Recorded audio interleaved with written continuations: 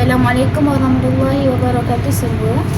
Sebelum kita memulakan kelas kita hari ini, cikgu nak tanya, siapa kenal Imam Syafi'i? Saya.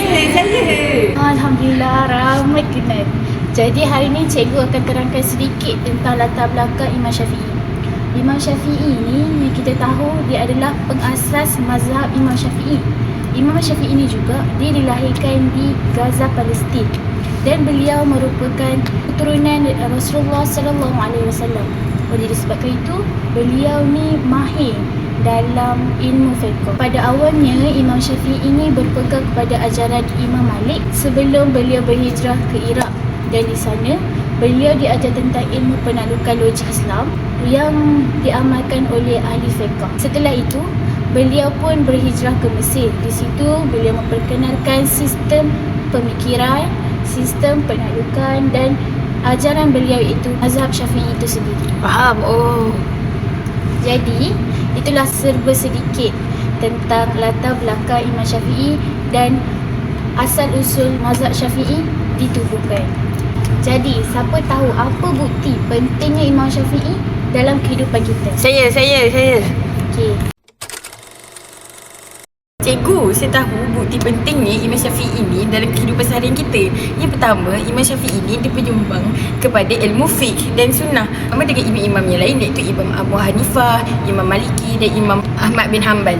Okey, selain itu, ilmu fiqh yang Imam Syafi'i terbitkan kita guna sampai sekarang dari segi undang-undang, ilmu fiqh dan sebagainya. Yang kedua, Imam Syafi'i juga telah menerbitkan satu buku yang bernama Buku Ar-Risalah.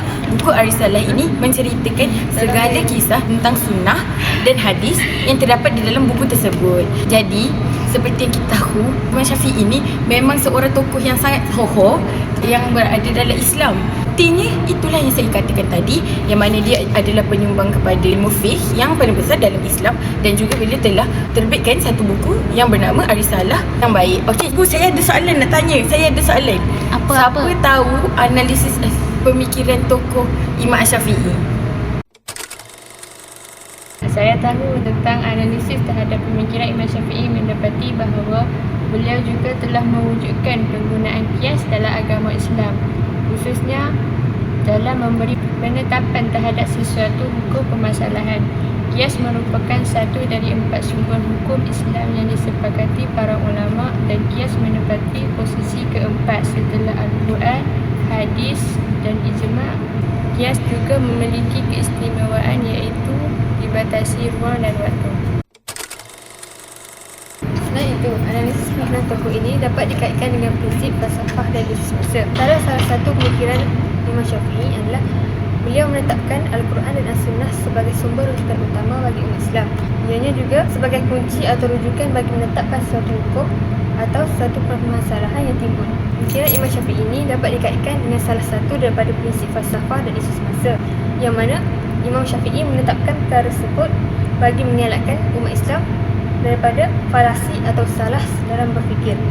Oleh itu, apabila seorang umat Islam itu menjadikan Al-Quran dan As-Sunnah sebagai sumber rujukan utama mereka dalam menetapkan suatu hujah atau hukum, oleh itu secara tidak langsung ianya dapat mengelakkan seorang itu daripada terpedaya atau terkeliru dengan hujah atau hukum yang palsu dan salah.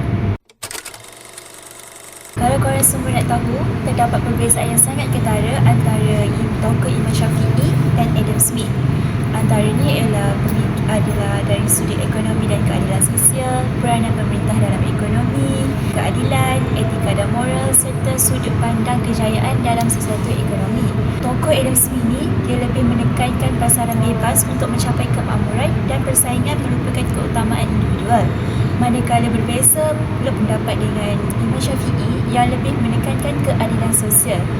Imam Syafi'i lebih menekankan konsep Islam dalam sudut ekonomi. Okey, untuk peranan pemerintah dalam sudut ekonomi, Imam Syafi'i ini lebih menekankan peranan pemerintah. Bagi beliau, pemerintah bertanggungjawab untuk memastikan keadilan dan melaksanakan hukum syarak. Berbeza dengan Adam Smith yang meminimumkan peranan pemerintah dan membiarkan pasaran ekonomi tumbuh dengan sendiri. Secara keseluruhannya, Imam Syafi'i dan Adam Smith kedua-duanya mempunyai pendapat yang berbeza berkaitan dengan ekonomi.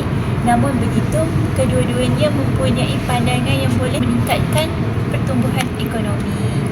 Oh, semua dah tahu dan China lah pasal Imam Syafi'i ni. Jadi, sampai sini dia akan berbicara kita kelas 1.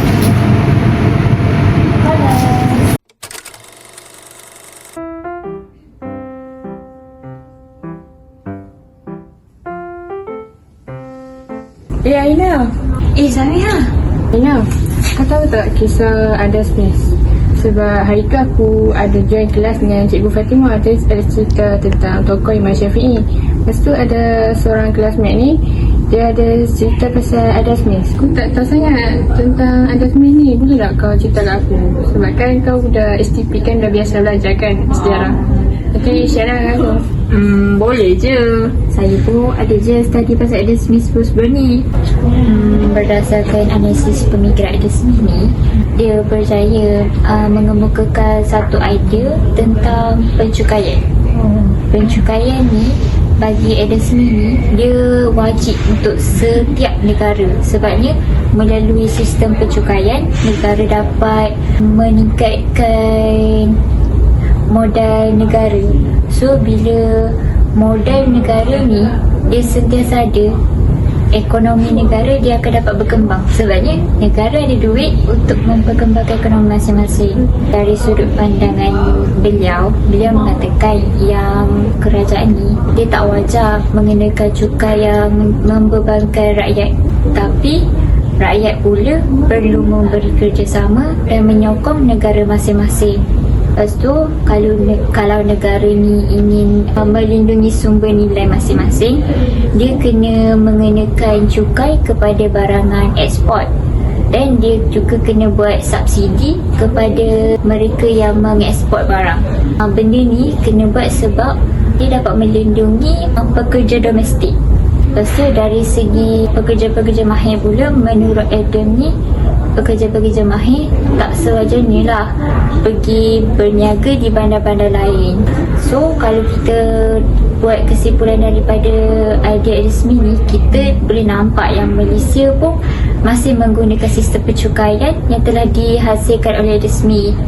Daripada sistem pencukaian ni juga Malaysia pun dapat membangun. So idea ni banyak memberi kebaikan lah kepada negara kita. So aku rasa sampai situ je aku dapat kongsi, and aku haraplah perkongsian yang aku bagi ni dapatlah sikit sebanyak untuk kau faham. Oh, macam tu. Terima kasih atas perkongsian. Semoga bermanfaat untuk diri sendiri.